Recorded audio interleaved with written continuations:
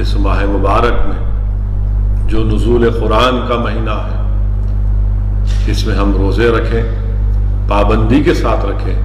اگر میرے کوئی غیور نوجوان ساتھی کسی بنا پر یا اپنی ان سے غلطی ہوئی ہے روزے نہیں رکھ سکے ہیں، میری آپ سے گزارش ہے کہ فوراً جو رمضان کے ابھی دن باقی ہیں اس کی قدر کرو میرے عزت دار بھائیوں اور بہنوں، اور فوراً آج ہی سے یہ نیت کرو کہ میں رمضان میں روزے رکھوں گا اور اس کی قدر کروں گا، کیونکہ یاد رکھیے میں نے پہلے بھی کہا تھا، آج بھی آپ کے سامنے عرض کر رہا ہوں کہ حدیث شریف میں آیا کہ اللہ کے رسول صلی اللہ علیہ وسلم نے فرمایا کہ اس ماہ مبارک میں جہنم کے دروازوں کو بند کر دیا جاتا ہے، شیاطین کو جھکڑ دیا جاتا ہے، جنت کے دروازوں کو کھول دیا جاتا ہے، اور اس ماہ مبارک کی ہر رات کو، ہر شب میں اللہ سبحانہ و تعالیٰ اپنی شان کے مطابق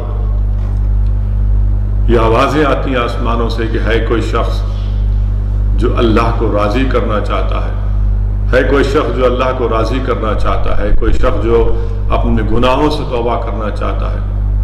میرے عزیز دوستوں اور بزرگوں، آج اللہ کی رحمت ہم کو تلاش کر رہی ہے، اسی لیے میری آپ سے گزارش ہے کہ اس ماہ مبارک کی قدر کریے۔ نہیں معلوم یہ زندگی کا چراغ کب گل ہو جائے، ہمارے زندگی کب ختم ہونے والی ہے صرف اللہ جانتا ہے، مگر یقیناً زندگی کا خاتمہ ہوگا، اور ضرورت اس بات کی ہے کہ ہم اپنے گناہوں سے توبہ کریں، اپنے اعمال میں نیکیوں کا اضافہ کریں۔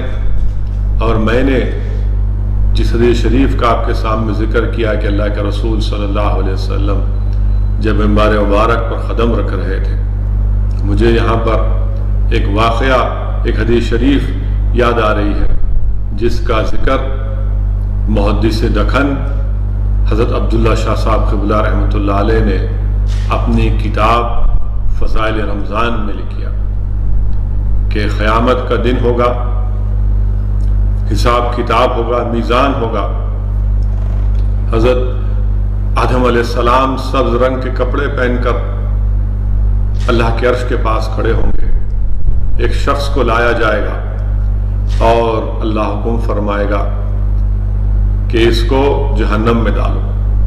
جب فرشتے اس کو جہنم کی طرف لے کر جاتے ہیں تو حضرت آدم علیہ السلام رسول اللہ صلی اللہ علیہ وسلم کو کہتے ہیں کہ محمد صلی اللہ علیہ وسلم دیکھو آپ کو امتی جہنم میں جا رہا ہے۔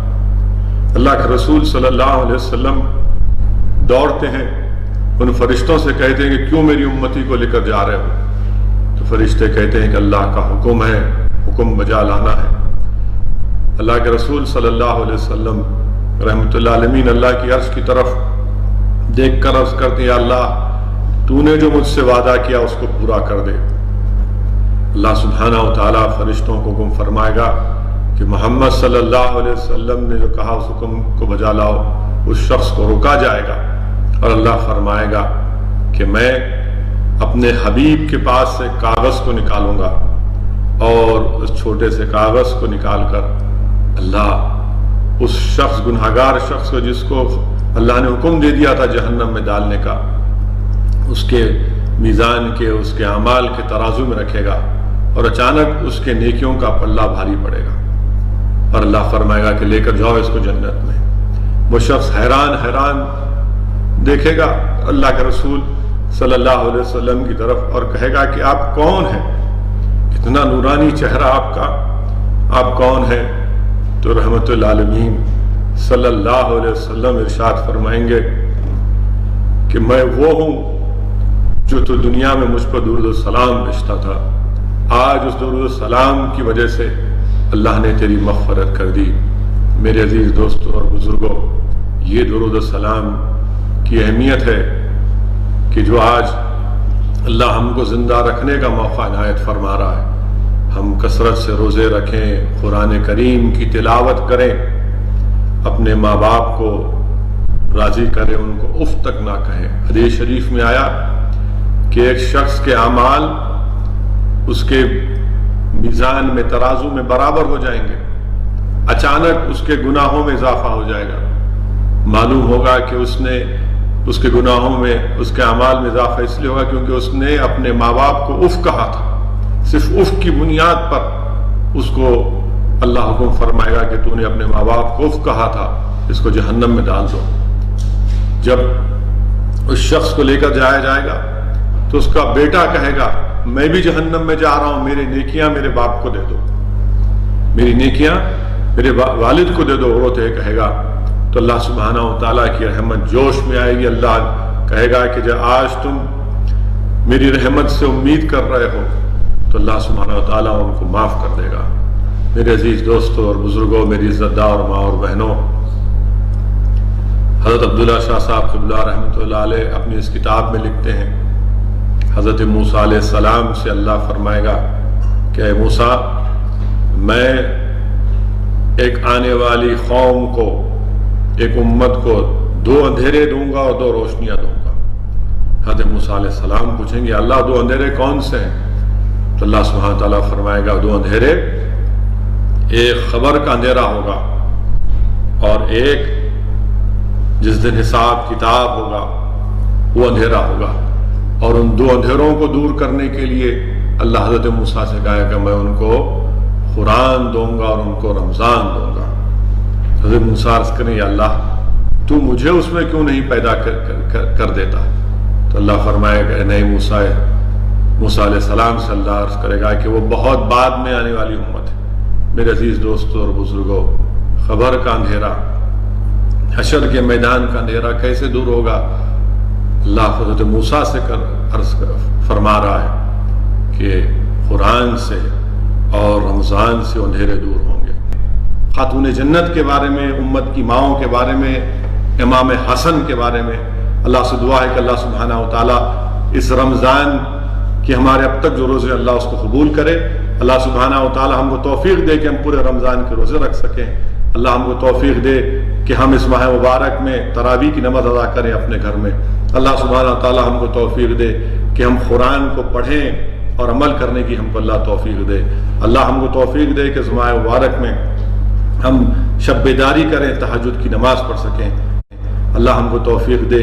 ان دولت مندوں کو اللہ توفیق دے کہ جو آج جو غریب بھوکے ہیں، جو پیاسے ہیں، جن کے پاس کھانا نہیں ہے، اللہ ہم کو توفیق دے کہ ہم ان غریبوں تک کھانا پہنچا سکیں، ان کی پیٹ کی آگ کو بجھا سکیں، تاکہ اگر ہم آج ان غریبوں کی مدد کریں گے تو اللہ سبحانہ و تعالیٰ ہماری دین اور دنیا میں ہم کو کامیابی دے گا. اللہ ہم تمام کو توفیق دے کہ ہم غریبوں کی مدد کر سکیں جو آج اس لاک ڈاؤن کی وجہ سے اتنی بھوک ہے، اتنی فاقہ کشی ہے کہ میں اس کا بیان بھی نہیں کر سکتا.